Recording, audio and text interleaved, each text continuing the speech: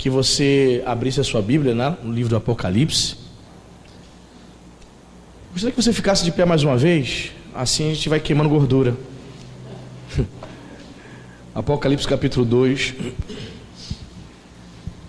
Estamos aí nessa série, né, das 7 cartas do livro do Apocalipse. Hoje é a 4ª igreja que nós vamos falar, a igreja de Tiatira. É a 4ª parte dessa série de 7, de 8 aliás, porque houve uma introdução. Apocalipse capítulo 2, versículo 18. Se essa pessoa está sem Bíblia, dá uma carona para ela. A versão que utilizamos aqui é a Almeida Revista e Atualizada. Se você achou, diga amém. Diz assim a palavra de Deus: ao anjo da igreja em Tiatira escreve: estas coisas diz o Filho de Deus, que tem os olhos como chama de fogo e os pés semelhantes ao bronze polido. Conheço as tuas obras, o teu amor, a tua fé, o teu serviço, a tua perseverança e as tuas últimas obras, mais numerosas do que as primeiras. Tenho, porém, contra ti o tolerares que essa mulher, Jezabel, que a si mesma se declara profetiza, não somente ensine, mas ainda seduz os meus servos a praticarem a prostituição e a comerem coisas sacrificadas aos ídolos. Dê-lhe tempo para que se arrependesse. Ela, todavia, não quer arrepender-se da sua prostituição. Eis que a prostro de cama, bem como em grande tribulação os que com ela adulteram, caso não se arrependam das obras que ela incita. Matarei os seus filhos, e todas as igrejas conhecerão que eu sou aquele que sonda mentes e corações, e vos darei a cada um segundo as vossas obras. Digo todavia a vós outros, os demais de Tiatira, a tantos quantos não têm essa doutrina e que não conheceram, como eles dizem, as coisas profundas de Satanás, outra carga não jogarei sobre vós. Então somente conservai o que tendes até que eu venha. Ao vencedor que guardar até ao fim as minhas obras, eu lhe darei autoridade sobre as nações, e com cetro de ferro as regerá e as reduzirá a pedaços como se fossem objetos de barro. Assim como também eu recebi de meu Pai, dar-lhe-ei ainda a estrela da manhã. Quem tem ouvidos, ouça o que o Espírito diz às igrejas. Vamos orar? Espírito Santo, bom estarmos diante da Tua Palavra, e diante da Tua Palavra nós tememos e trememos e nos colocamos em total reverência, porque, Senhor, sabemos que o Senhor vive e fala com Teu povo, o Senhor está vivo e fala com a igreja nesses dias.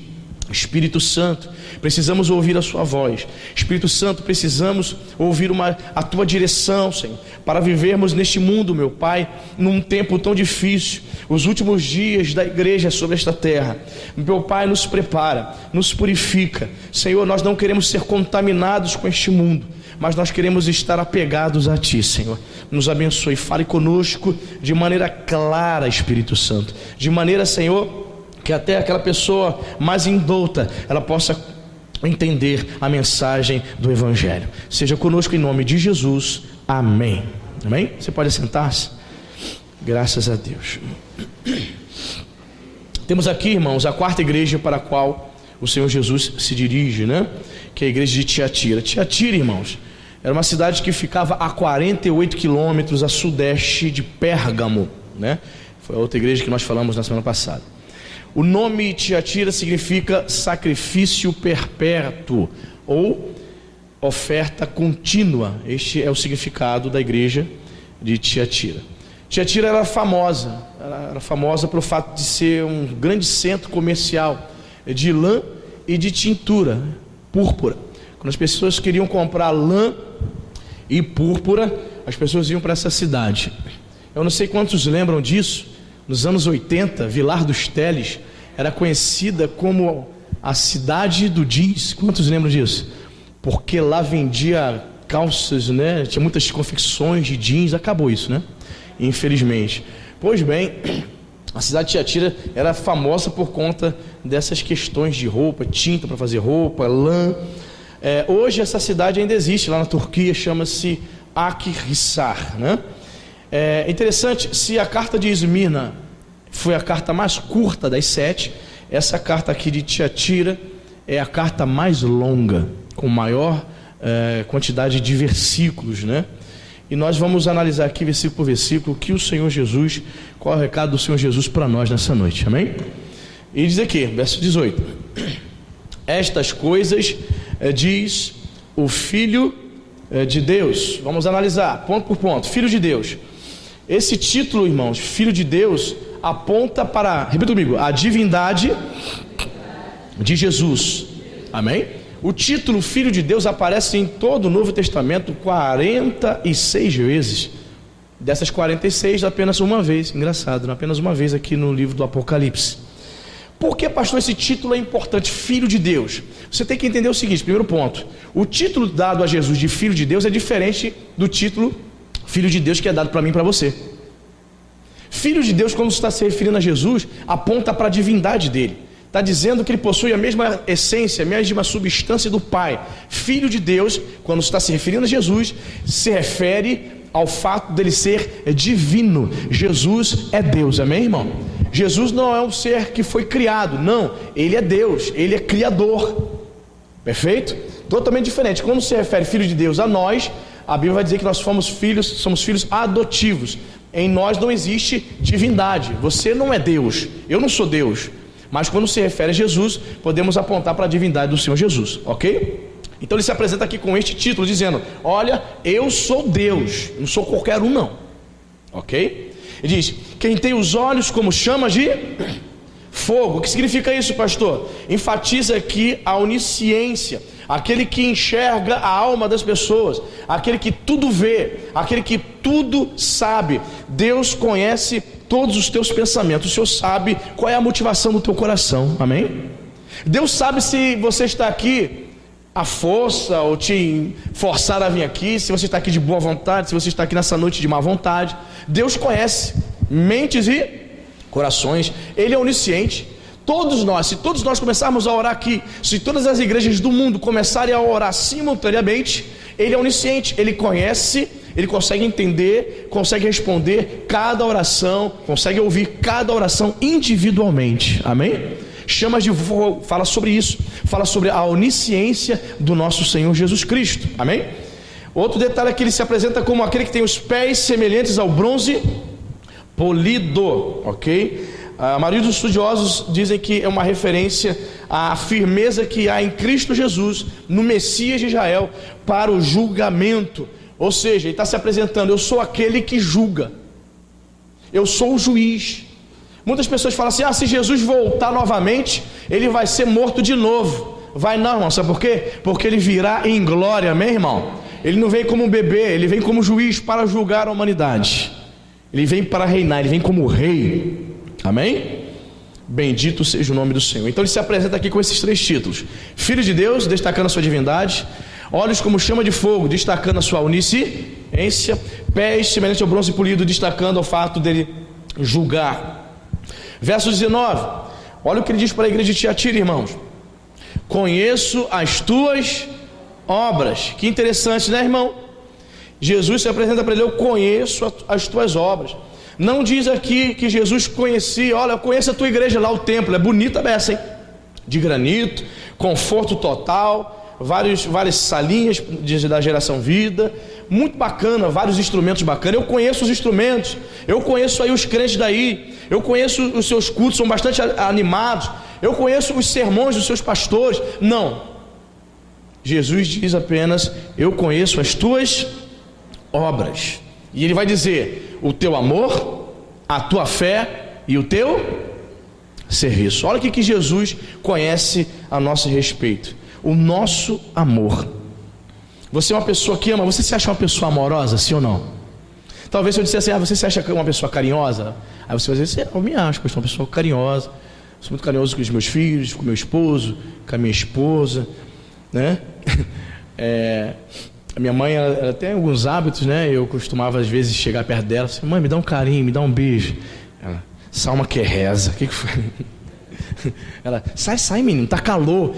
Engraçado, eu vim de uma família assim que não havia muito esse negócio de ficar, vou usar essa expressão, um lambendo o outro, abraçando toda hora. Mas tem famílias que gostam de se abraçar e tal. E aí de vez em quando eu chegava perto da minha mãe e abraçava ela. Ela, para menina, tá calor, tá calor. Não significa que ela não me ama, entende? Mas é o jeito dela. E quando eu começava a abraçar, beijar ela, ela ficava sem graça. Tem gente que fica sem jeito, né?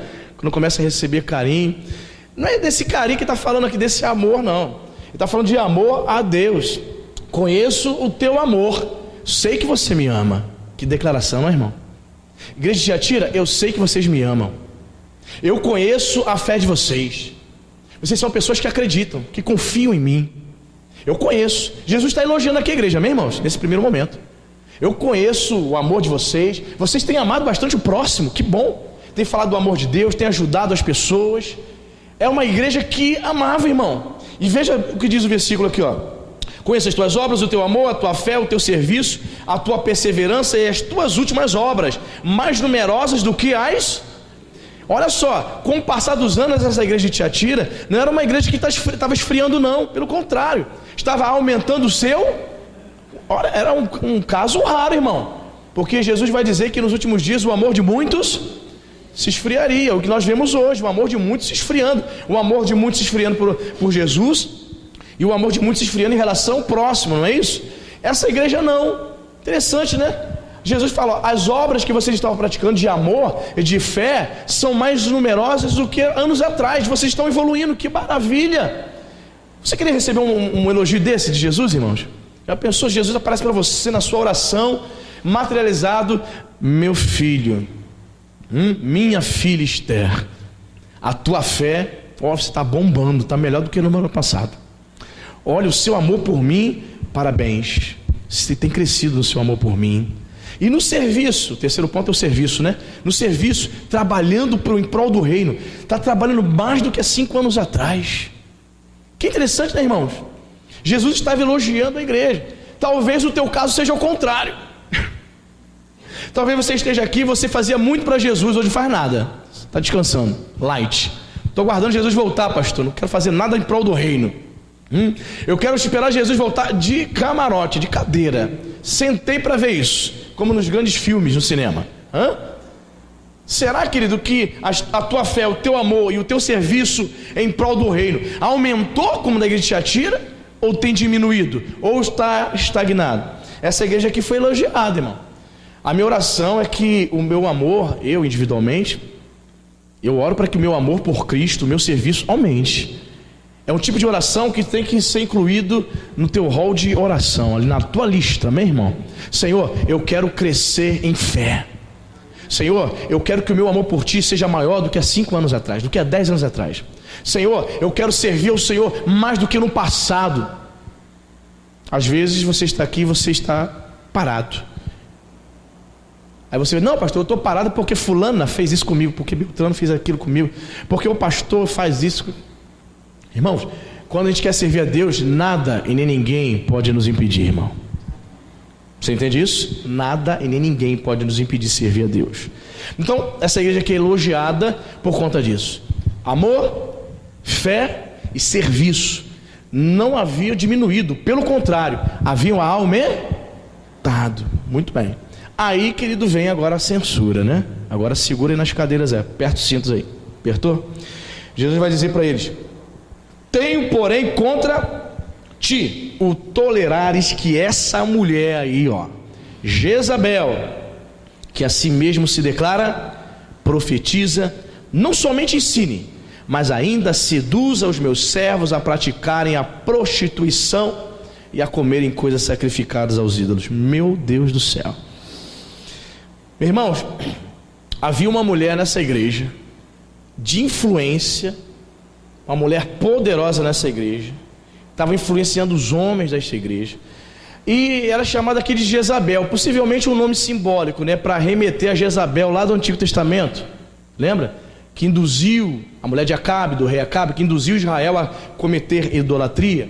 Pois bem, havia uma mulher aqui que Jesus vai chamar. Você está tolerando a Jezabel aí, essa mulher que tem seduzido os homens dessa igreja para comerem comidas sacrificadas aos ídolos, tem se prostituído com eles. Olha só, Havia prostituição espiritual e havia prostituição física, literal, irmãos. Olha só como que estava a situação. Vocês estão tolerando, olha o recado de Jesus para o pastor da igreja. Vocês estão tolerando que essa mulher ensine. Então era uma mulher que subia no púlpito e trazia ensinamento para a igreja. E ensinamentos totalmente contrários à palavra, irmãos. Jezabel, irmãos, simboliza o mundo dentro da igreja. A igreja estava tolerando Jezabel, o espírito do mundo, lá dentro. A palavra do Senhor Jesus para nós: não tolere o mundanismo, não tolere Jezabel na tua vida. Não tolere o mundanismo na tua vida, irmão. Ou somos de Deus ou não somos. Ou somos servos do Senhor, ou quando houver a festa de Saquarema em honra a um demônio, uma entidade, você vai estar lá comendo nas barraquinhas de Saquarema e dizendo que é crente. Ou você é de Deus ou não é, querido. Decida. Ou é 8 ou 80. Não tolera. Não devemos tolerar. E eles estavam tolerando. Tenho porém contra ti que você tolera Jezabel. Era a advertência, era a chamada, a bronca de Jesus no pastor. Você está deixando ela ensinar. Não é para deixar, pastor. Muitas coisas acontecem nas igrejas porque o líder não tem pulso. Ele deixa as coisas rolarem. Muitas coisas acontecem na igreja porque existem pastores frouxos. Muitas coisas acontecem de errado na igreja, bagunça dentro da igreja, porque existem pastores sem pulso.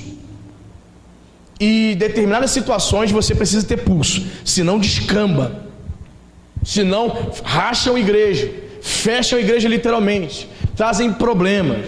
Essa igreja estava correndo um sério risco, irmãos, porque eles estavam tolerando essa mulher. O pastor sabia, os crentes fiéis sabiam dessa situação, e ao invés de chamar essa Jezabel, essa filha do cão, para umas conversas, para tirar ela do meio do povo de Deus, não, deixa ela, talvez ela se converta. Conversa fiada, morreu carambola, irmão. Deixa ela lá, tadinha. Dava uma oportunidade. Vai falar agora a irmã Jezabel. Vem, Jeza. Deixa ela falar. A irmã Jeza tem uma oportunidade na noite agora. Toma, Jeza, o microfone. Ensina lá, Jeza. Vai lá, profetiza. Interessante, né? Olha só o que diz aqui o texto. Jezabel, que a si mesma, repita comigo, que a si mesma se declara. Tem muita gente que não foi chamada por Deus, está se declarando. O cara botou o título dele, pastor, missionária fulana. Quantos viram a missionária se suicidando essa semana no viaduto lá em Madureira? Quantos viram isso aí? Pois é, diz que é missionário. Qualquer um é missionário, qualquer agora é pastor, qualquer agora é pastora, qualquer agora é apóstolo. Aí está se jogando, sendo filmado, rodando aí, viralizando na internet. Você entende, querido? Se matando. Pessoas de Deus, querido, não estão cometendo suicídio não, mas pessoas doentes emocionalmente, pessoas doentes espiritualmente estão se matando, se dizendo evangélicas.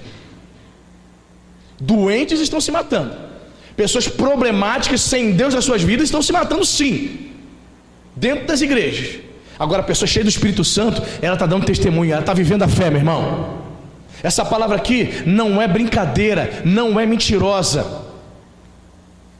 Não existe essa de homem cheio do Espírito Santo, mulher de Deus se matando, não, querido. Está se matando pessoas que estão com problema, pessoas problemáticas, pessoas que deixaram de crer, deixaram de servir, apostataram. Aí chega nos nossos ouvidos, pastor, comete suicídio. Aí você fala, como é que pode, pastor, como é que pode? Aí vai saber dos detalhes. Camarada já está separado da mulher há 20 anos, o cara está fumando maconha, está cheirando cocaína e virou gay. É claro que vai se matar, gente. Se entregou ao pecado, o diabo faz a festa. É claro. Mas tudo começa quando tolera Jezabel, o espírito mundano dentro da sua vida. Tem certas coisas que você não pode tolerar, irmão. Você tem que tirar da tua vida, meu irmão. Tem que tirar. Tolera não. Arranca da tua vida. Estavam tolerando ela, talvez com muito respeito, porque era uma pessoa que ensinava. Então supostamente era uma pessoa que tinha o dom de mestre dentro da igreja. Tolera porque ela ensina. Ah não, tadinha, ela é mestre também. dar aula aí e tal, uma pessoa de importância, de influência. Vamos chamar a atenção dela agora não. Estavam tolerando. E diz mais, toleravam que ela ensinasse, ainda seduzia os servos de Deus a praticarem prostituição e a comerem coisas sacrificadas aos ídolos. E ela a si mesma se declarava, irmão. Olha, querido, meu Deus do céu, você não tem noção, irmãos, quantas pessoas estão se declarando pastoras por aí, se declarando fundadores de igreja, está fundando igreja. Eu sou missionária, eu sou pastor. Eu me lembro que quando eu tinha 19 anos eu trabalhei numa fábrica e o meu supervisor era pastor batista, só que ele não tinha igreja, mas ele fazia questão de encher a boca. Pastor fulano, prazer, pastor fulano. Ele enchia a boca, ele fazia... Irmãos, eu vejo bem, eu sou um pastor, eu não estou cuidando nem de igreja nem nada, eu nem me apresentava como pastor. Anderson, prazer. Anderson, me apresentar como pastor? Aí todo mundo perguntava para ele, você é pastor em qual igreja? Não tem igreja não. Os ímpios chegavam em off e falavam, irmão, pode isso? Me chamavam de irmão. Irmão, pode isso? Pastor sem ovelha, pode isso? Sei. Todo mundo quer ter o título, né, irmão? Todo mundo quer ter o título, missionário. Pessoas que a si mesmo declaram. Existem pessoas que se dizem, sou pastor. Tu vai lá na igreja, uma igreja toda atribulada, só doideira, só loucura. Não tem chamado. São pessoas que a si mesmo se declararam. Ela resolveu ser, mas não tem um chamado, querido. Pessoas dando péssimo testemunho e se dizendo pastor. É o fim da picada. Se declarando profetiza. E esse negócio de profeta no meio pentecostal é um problema, né? Eu creio no dom da profecia, meu irmão, eu creio. Creio no dom da profecia, eu creio nos dons para a atualidade. Mas os abusos, os excessos que estão cometendo, o que tem de gente aí dizendo que Deus falou, mas Deus não falou nada com ela. Deus mostrou em sonho, mas nada. Ela comeu uma feijoada, foi dormir, ela só teve um monte de pesadelo, ela disse que é Deus que está falando. Mentira! Está dizendo que é Deus. Não foi Deus, irmãos, não foi Deus. Infelizmente, cuidado com os falsos mestres, com os falsos profetas, amém? Não tolere o mundanismo e o pecado na sua vida, amém, queridos? Muito bem, versículo 21, olha só, irmão. Olha o que Jesus fala: dê-lhe tempo, para quê? Para que se arrependesse. Olha só, irmão, o que eu aprendo aqui? Jesus, ele dá tempo. Deus concede tempo a todos os homens para deixar suas vidas de pecado, amém? Ah, pastor, estou na igreja aqui, poxa, mas eu sou o crente Raimundo, pé na igreja, pé no mundo, pastor. Eu estou com um pezinho aqui, mas outro para colar, aleluia. Mas um dia eu me converto de verdade, pastor. Deus está te dando tempo. Não é que o Senhor está achando bonito tua vida de pecado, essa sua indecisão, mais mundano do que cristão. Não. Deus não faz nada comigo, Deus não me castigou ainda, pastor. Acho que Ele está gostando dessa minha vida dupla. É isso? Não. Deus está te dando tempo. Que tempo? Que tempo é esse, pastor? 1 ano? 6 meses para mim continuar no pecado até tomar decisão? Não sei. Não sei mesmo. Qual foi o tempo que Jesus deu para Jezabel? Diz aqui? 1 ano? 6 meses para que ela se arrependesse? Não sabemos. Deus trata com cada pessoa distintamente, amém, irmão? Para alguns 1 ano, para outros meses, para outros anos, não sabemos.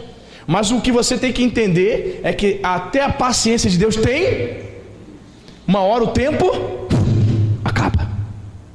Eu dei um tempo, irmão. Imagine Jesus aparecendo para você e falando assim: Andrezinho, eu estou te dando um tempo, te dei um tempo, até você terminar de varrer tudo aqui, tá bom? Depois eu limpo. Estou te dando um tempo. Jesus apareceu para você e dizer isso, irmão. Olha só, estou te dando um tempo. Se você não mudar, porque as pessoas têm uma visão de Jesus qual é? De um Jesus benevolente que tolera tudo, né? Jesus é bom, mas Ele também é aquele que quer ver que você tomar uma decisão na tua vida, você mudando, você sendo transformado, amém? Jesus quer que você chegue aqui de uma maneira e você mude. Já ouviu aquela expressão? Venha como estás, né? Quem já ouviu essa expressão? Vem para a igreja, venha como estás. Mas você não deve permanecer como estás, tem que mudar, amém? Tá usando droga? Tem que parar de usar droga, amém, querido? Você é fofoqueira? Tua língua trabalha bonito? Cancela ela, amém? Tá dando volta em todo mundo? Você dá beijo em todo mundo? Compra natura e não paga, pede dinheiro emprestado e não devolve. Tá assim? Você tem que se converter, você tem que parar com isso. Amém, queridos? Mudança. Jesus espera que você mude. Amém, querido? Olha, ele deu um tempo para você. Qual é esse tempo, pastor? Não sei. Mas ele tem dado tempo. Ele diz aqui: dele tempo para que se arrependesse. Ela, todavia, não quer arrepender-se da sua prostituição. Meu Deus. Ela não quer. Interessante, né? Jesus dá tempo para ela, mas para aqueles que não acreditam no livre-arbítrio, como os nossos irmãos calvinistas, esse texto aqui cai por terra, né? Faz cair por terra toda a crença calvinista. Ela teve a liberdade para escolher se arrepender ou não. Você quer se arrepender? Aí Jesus percebe pelas atitudes dela que ela não quer. Ela teve a opção de escolha e ela não quis. Presta atenção, irmão. Todos nós somos livres para escolher. Jezabel também livre. Mas Jesus observou o comportamento dela, viu que ela não quis se arrepender. Aí Jesus declara: ela não quer. O fato dela não querer traz consequências, sim ou não? Consequências terríveis. Mas é importante você saber que você tem a opção de não desejar se arrepender. Interessante, né? Deus, ele não chamou robô. Deus não chama robôs para servi-lo. Ele chama seres humanos. Você tem que vir até o Senhor, se arrepender, se voltar para Deus de livre e espontânea vontade. Mas saiba que há uma consequência se você não acatar, não obedecer a palavra. Aí ele vai dizer, ela não quer se arrepender, verso 22. Eis que a prostro de cama. Olha, o que pode significar isso, pastor? Eis que a prostro de cama. A maioria dos estudiosos acreditam aqui que Jesus estava se referindo realmente a colocar, a punir Jezabel com uma enfermidade mesmo. Eis que a prostro de cama. Eu estava lendo alguns comentários, alguns comentaristas bíblicos dizendo que era possível que Jezabel fosse colocada de cama através de uma doença venérea por conta da prostituição. Ela saía com vários homens da igreja. Olha só, se ela não se arrepender, eu vou colocá-la na cama. Ela vai ficar doente. Percebe, irmãos? Existem pessoas, o que eu aprendo aqui então? Existem pessoas que estão ficando literalmente doentes, doenças seríssimas, por conta dos seus pecados. Eu não estou dizendo que toda pessoa que fica doente está no pecado, amém? Mas existem pessoas que estão ficando de cama prostrada por causa do seu pecado. Olha só. E Jesus deu tempo para que ela se arrependesse, ela não quis. Aí diz: eis que a prostro de cama, bem como em grande tribulação, os que com ela adulteram, caso não se arrependam das obras que ela incita. Ou seja, os homens que ela estava influenciando, as pessoas que ela estava influenciando, estava seduzindo para o mal, Jesus disse que ia colocar esses camaradas em grande tribulação. Você sabe o que é viver em grande tribulação, irmão? O que seria viver em grande tribulação? Esses homens aqui teriam perturbações. Eu penso que de toda sorte, irmãos. Perturbação, escassez na vida dele, problemas familiares, perturbação espiritual, Satanás perturbando essas pessoas. Eu vou colocar os homens que se deitam com ela também em grande tribulação. Vão pagar um preço também altíssimo. Veja bem, irmãos, Jesus aqui se autodescrevendo como um Deus que intervém, um Deus que pune aqueles que não querem se arrepender, irmãos. Deus é bom, mas é necessário se voltar para Ele de todo o coração, amém, igreja? Veja o que Jesus fala no versículo 23, irmãos: matarei os seus filhos. Olha, e todas as igrejas conhecerão que eu sou aquele que sonda mentes e corações. Matar os seus filhos, muitos estudiosos, e eu também penso assim, não estaria se referindo a filhos literais de Jezabel, não, filho que ela gerou, não, seriam os seus discípulos. Matarei os seus discípulos, matarei os seus filhos, seus descendentes espirituais, aqueles que estão seguindo você. Matarei todos eles. E sabe o que nós entendemos aqui, irmãos? Que esse matar pode se referir também a uma morte literal, quanto também a uma morte espiritual. Querido, tem muita gente nas igrejas hoje mortas. Tem muita gente morta dentro da igreja por seguirem a Jezabel. Muita gente, irmão. Você não tem noção, querido. Pastores, líderes, eu estou jogando aqui líderes para você entender. Se o líder está assim, imagine as ovelhas dele.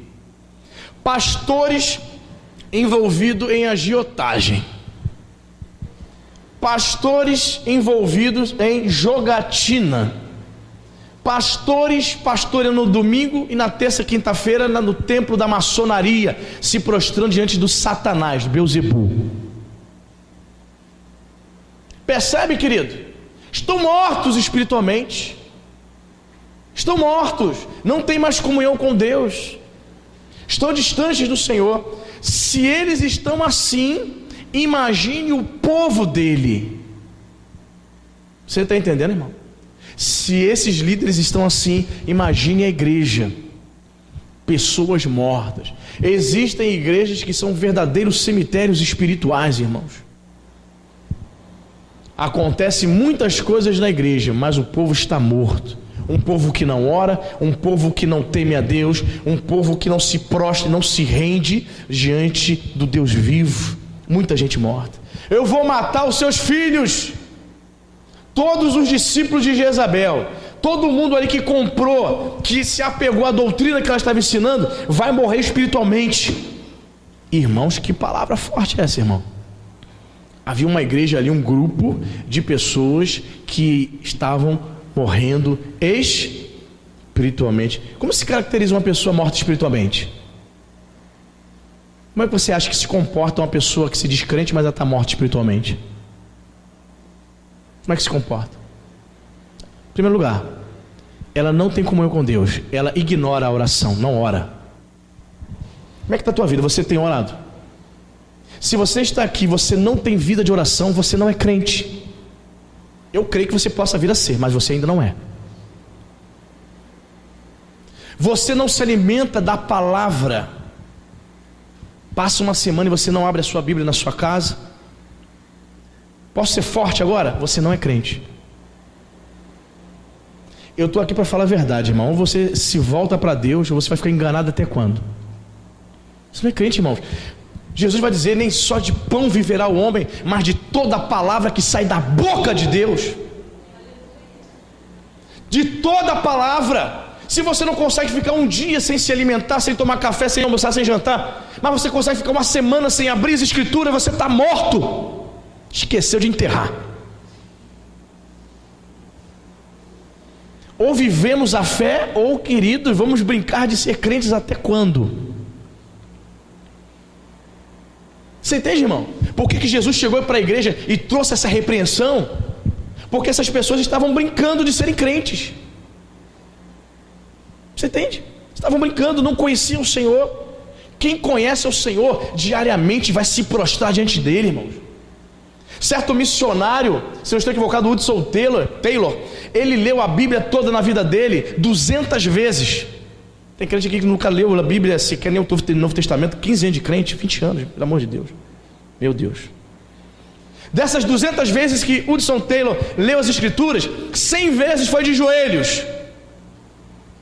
Não foi uma leitura na vida, 200 vezes ele leu na vida.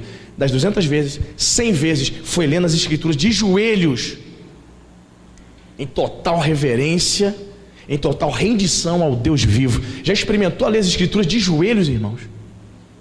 Ah, querido, como Deus vai falar contigo, querido? Ele vive e ele fala com a igreja. mas é necessário buscar, irmão. Essa vida superficial só de domingo à noite não vai te levar a lugar nenhum. Não vai. Mas uma vida diária de devoção, de entrega ao Filho de Deus, vai te levar ao sobrenatural. Ao sobrenatural. Oração, jejum na tua vida. Quantas mulheres aqui o marido não é crente, mas nunca fez um jejum para o cara se converter? Não é, minha irmã? Quantas irmãs estão aqui? Quantas irmãs estão aqui? Tem filhos, tem filho adolescente, mas não vem orar aqui, ó, pelo filho uma vez no mês. Ah, você está de brincadeira comigo, irmão. Você está brincando de ser crente, querida. Tenho, porém, contra ti. São essas coisas que deixam o nosso Senhor indignado. Indignado. Porque conhecemos a palavra e estamos o quê? Sabe? Vivendo a moda, vamos embora. Tá tudo certo. É desse jeito, pastor, não tem nada a ver. Irmãos, eu tenho um pavor de crente que vive dizendo, não tem nada a ver. Ah, pastor, não deu não. Sabe? Esses crentes, sabe, enganador, meia boca. Não é bem assim, pastor. Ah, sai de perto. Sabe por quê? Porque você vai ver da vida dela, a vida dela é toda enrolada. É o reflexo da suposta comunhão que ela diz ter com Deus. Reflexo, vou repetir, reflexo da suposta comunhão que ela diz ter com Deus, que não tem. Diz, não tem. Percebe, querido?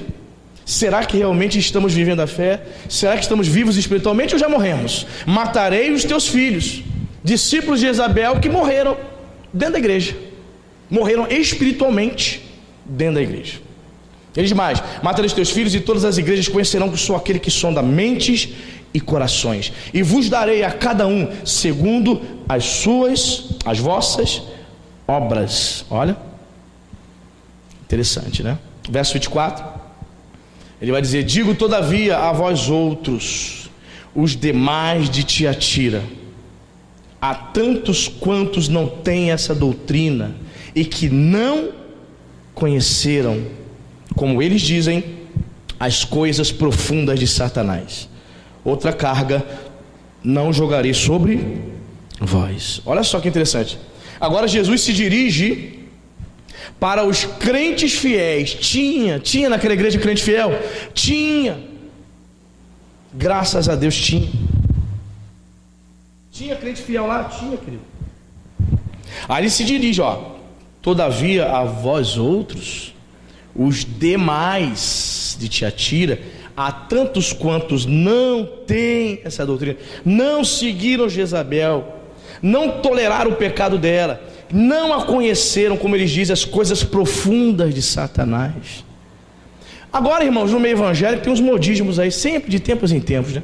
Nos anos 90, eu não sei quantos são da antiga aqui e lembram, havia algumas igrejas orando para nascer dente de ouro. Quem lembra dessa tralha? Lembra? Meu Deus do céu. O que intuito Deus vai me dar dente de ouro? Para me arrancar os meus dentes todos para vender? Como que é esse negócio? Eu não sei como você não é da antiga, mas pesquisa lá, bota na internet: movimento a unção do dente de ouro. As igrejas se reuniam porque supostamente Deus fazia nascer dente de ouro no dente dos crentes. Aí os pastores com dentes amarelos de ouro. Para que essa tragédia? Qual é o intuito? Diz para mim. Certo pastor disse: eu prefiro ver movimentos sobrenaturais da igreja do que não ver nada. Que isso, irmão? Muitas vezes Satanás é que está atuando na igreja, então ele prefere ver o sobrenatural. E aí? E se for Satanás? Ele vai acatar? Meu Deus do céu. Coisas profundas de Satanás. Irmãos, por que eu estou chamando você para orar terça-feira, irmãos? Porque nesse final de semana, dias 17, 18 e 19, haverá a convenção nacional das bruxas no interior de São Paulo. Você não sabe que essa mulherada, essas pessoas que trabalham com alta magia, trabalham com satanismo pesado. Satanista, se você quer saber, jejua para derrubar você, para destruir a igreja, meu irmão. Satanista, se você quer saber, se infiltram na igreja, começa a frequentar a igreja, aceita Jesus, se batiza, faz módulo 1, mas com o único propósito de destruir a igreja. Você sabia disso, não? Vovozinhas satanistas, estou dizendo que a avó que faz isso é satanista não, tá? Vovozinhas que chegam na igreja, oferecem: pastor, o senhor quer este bolo de fubá? E eu, como gosto de bolo de fubá, são comidas oferecidas. Você sabia disso, irmão? Detalhe: satanistas se infiltram na igreja e ficam ali o tempo que for necessário, com o único propósito de destruir a igreja. Fica ali 1 ano, 1 ano e meio, só sondando, passando informações para a seita de satânica. Quem sabia disso? Sabia não? Andrezinho sabia. Satanistas jejuando, e os crentes não jejuam. 17, 18, 19, interior de São Paulo, final de semana agora, Convenção Nacional das Bruxas, alta magia. São pessoas que têm experiências de ver os portais do inferno se abrindo, pessoas que falam onde Satanás se materializa para falar com ela, pessoas que têm experiências com o sobrenatural, mas do lado negro, lado maligno, coisas que se sentar e falar contigo fica todo arrepiado, tu sai correndo, porque você não tem o poder, a unção ainda para lidar com essas pessoas. Claro, você não quer orar? Você não quer orar? Até para Deus colocar uma bruxa dessa, uma satanista dessa na tua frente, você tem que estar preparado, tem que estar no óleo, tem que estar na unção, meu irmão. Entra na internet lá, bota lá, Convenção das Bruxas. Você vai ver, vão se reunir lá no interior de São Paulo agora no final de semana. O que você acha que elas vão, qual vai ser a pauta? O que você acha que será a pauta da Convenção das Bruxas, das satanistas, que lidar com magia negra, alta magia? O que você acha que elas vão discutir lá, irmão? O que você acha? Vamos falar sobre o quê? Sobre o crochê, a nova roupa da moda? Como destruir a igreja, como destruir ministérios que pregam a palavra, como destruir as famílias dentro da igreja, como tirar o teu filho da igreja, como levar o teu filho para o homossexualismo com 12 anos, 13 anos, como levar a tua filha para o lesbianismo, e você não está buscando a Deus. Terrível, irmão, terrível. Pais crentes vendo seus filhos se enveredando pelas drogas, meninos crescidos na igreja, mas não havia também o ensino dentro de casa, não havia motivação. Os pais mau testemunho dentro de casa, briga, o couro comendo, palavrão. Aonde esse garoto vai ser crente? Não vai ser nada, infelizmente, não vai ser não. Só um misericórdia, só se ele realmente for chamado para uma grande obra diferenciada, aí ele vai ser chamado por Deus para uma obra tremenda. Caso contrário, a tendência é ele se perder. Percebe? Coisas profundas de Satanás. Havia ali naquela igreja, graças a Deus, há 2 mil anos atrás, um povo que continuou fiel, que não tinha essa doutrina, meu irmão. Um povo que guardou a palavra. Qual é a doutrina que você tem guardado no coração, querido? Porque existem as falsas e as verdadeiras doutrinas. Se você for um crente que acredita em heresias, em falsas doutrinas, querido, infelizmente você foi contaminado por Jezabel. Quem está entendendo, irmão? Verso 25 vai dizer: tão somente conservai o que tendes. Está falando para os crentes fiéis, o grupo fiel, né? Conserva o que vocês têm, até que eu venha. Se você está aqui e você é uma pessoa que teme a Deus, uma pessoa que está dando ouvidos ao que estou falando aqui, está buscando ao Senhor, orando, jejuando, dá valor à oração. Terça-feira você está orando aqui comigo, estamos clamando. Quinta-feira, domingo, porque Jesus está às portas. Se você está valorizando a sua vida espiritual, se você está cuidando da sua família, se você quer estar preparado para vencer o inferno, há uma palavra para você aqui. Conserve isso aí, amém, querida? Conserve isso aí em nome de Jesus, amém, irmã? Conserva até que ele venha. Jesus está voltando, amém, querida? Conserva até que ele venha. Jesus prometeu, a palavra de Deus no Antigo Testamento prometeu que o Messias viria, e ele veio, amém? Jesus veio a essa terra e prometeu: eu vou voltar, e essa palavra vai se cumprir, amém, querido? Conserva a tua fé, conserva a tua salvação, se apegue à palavra, não deixe ninguém te enganar, não se deixe ser seduzido pelo espírito de Jezabel, não se prostitua espiritualmente, não dê ouvidos ao canto da sereia. Vem para esta igreja porque nesta igreja está acontecendo um milagre, vem para a minha igreja porque aqui tem um mover mais poderoso, vem para a minha igreja. Irmão, cuidado. O canto da sereia. Eu já vi pessoas saindo da igreja Nova Vida lá em Parque Lafayette e indo para a igreja mundial. Vai entender uma tragédia dessa. Aliás, vi isso acontecendo aqui. 2 pessoas, uma eu batizei nas águas, ficou um mês na igreja, eu batizei nas águas, ficou um mês. Mas cadê aquela irmãzinha? Está lá na mundial. Vai ser enganado pelo boiadeiro, gosta de ser enganado, vai ser então. Vai lá, vai espoliar, vai arrancar o último centavo de um salário mínimo dela. Vai, arranca. Por quê? Sabe por quê? Porque não amam a verdade, não amam a verdade. Vai ouvir abobrinha, vai ouvir texto fora de contexto para poder arrancar o dinheiro dela. Gosta de ser enganado, é escrava também da cobiça, por isso foi para lá. Agora, se apegar a palavra do Senhor Jesus, não quer. Se apegar a palavra, não quer. Então somente conservai o que tendes até que eu venha. Verso 26 ele vai dizer: ao vencedor que guardar até o fim as minhas obras, eu lhe darei autoridade sobre as nações, e com cetro de ferro as regerá e as reduzirá a pedaços, como se fossem objetos de barro. Olha só, irmãos, aquele que vencer, aquele crente que for fiel, que guardar até o fim, Jesus vai conceder autoridade sobre as nações. Cetro de ferro fala sobre reino, cetro, né? Os reis tinham aqueles cetros, né? Símbolo de autoridade. Pois bem, Jesus está dizendo que nós, se nós permanecermos fiéis, nós vamos reinar com Ele em glória, amém, igreja? Nós vamos reinar. Será um reinado compartilhado, né? Claro, Ele é o Rei dos Reis. Nós vamos reinar com o Senhor. Talvez você diga assim: pastor, reinar com Jesus, pastor? Eu não estou reinando, não estou governando nem a minha casa, pastor. Está difícil de eu mandar até ali em casa. Querido, não importa se você é pequeno, se você não manda em ninguém, se você não tem autoridade sobre ninguém, se você não tem empresa, não tem funcionário, se você não tem autoridade nenhuma aqui nessa terra, não importa o quão pequenino você seja, mas se você for fiel, há uma promessa do Senhor Jesus para mim e para você: você vai reinar, nós reinaremos juntamente com Cristo na glória, amém, queridos? Com cetro de ferro, aleluia, vamos receber a autoridade sobre todas as nações.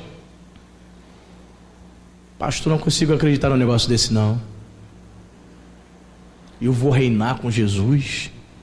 Querido, a Bíblia diz: o meu justo viverá pela fé. Você crê numa palavra dessa? Pela fé. Amém, querido? Pela fé. Você tem que andar por fé, não por vista. Essa semana eu vi de novo aquele filme, que recomendo, você que não viu, veja, extremamente profundo e bíblico. O livro de Eli. Você já viu o livro de Eli? Tremendo, né? Nunca viu não? A maioria nunca viu? Vou perguntar, quantos já viram aqui? O livro de Eli? Menos da metade da igreja, né? Um filme fantástico, né? Que fala, vou dar o spoiler, fala um pouco, só um pouquinho, fala um pouco sobre, fala de um mundo, né? Um mundo que teve uma hecatombe nuclear, um mundo pós-guerra, e todas as escrituras, todos os livros que existiram foram queimados por conta da bomba nuclear, né? E ele é responsável, o Eli, interpretado por Denzel Washington, ele é responsável por conduzir as escrituras, o último livro, a última Bíblia, até um determinado lugar, para poder imprimir novamente as escrituras nesse mundo pós-hecatombe nuclear, né? Só que ele encontra, queridos, pelo caminho, inimigos terríveis, né? E ele vai citando as escrituras durante todo o filme, o filmaço, né? Aí ele cita essa passagem de Paulo, né? Nós devemos andar por fé, não por vista. Olhando para nós, quem sou eu, pastor? Moro em Araruama, minha rua não é nem calçada, asfaltada, pastor. Acho que é a rua de todo mundo aqui não é asfaltada em Araruama, né? Araruama não é asfaltada, é. Pastor, quem sou eu, pastor? Quem sou eu? Eu moro numa casa simples. Eu vou tentar dar uma ordem para meus filhos, para minha esposa. Meu cachorro não me obedece, pastor. Como é então que o senhor está dizendo aí que eu vou reinar, que eu vou receber autoridade? Sou eu somente que estou dizendo, não, irmão. É o Senhor Jesus, amém, amado?